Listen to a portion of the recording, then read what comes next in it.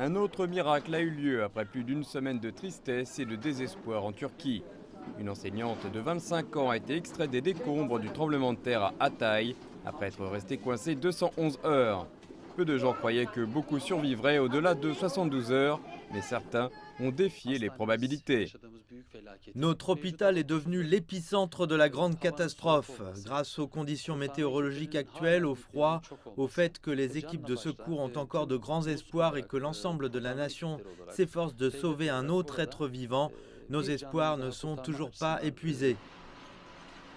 Les conditions météorologiques froides peuvent en effet réduire le flux sanguin et diminuer la perte de chaleur.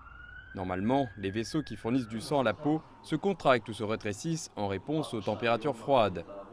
Cette réaction, appelée vasoconstriction, diminue le flux sanguin vers la peau, ce qui aide à minimiser la perte de chaleur du sang chaud et donc à préserver une température interne normale ou centrale.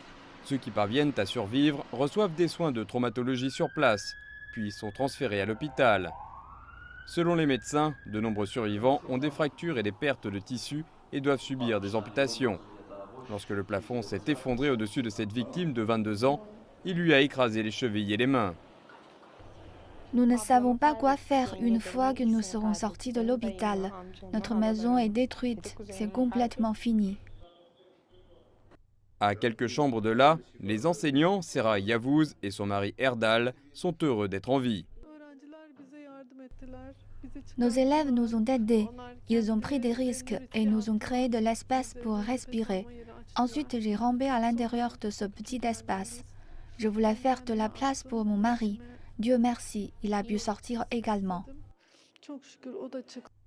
Selon le président Recep Tayyip Erdogan, plus de 8000 personnes ont été extraites vivantes des dizaines de milliers de bâtiments détruits par les tremblements de terre, motivant les équipes de secours pour poursuivre leur travail de sauvetage.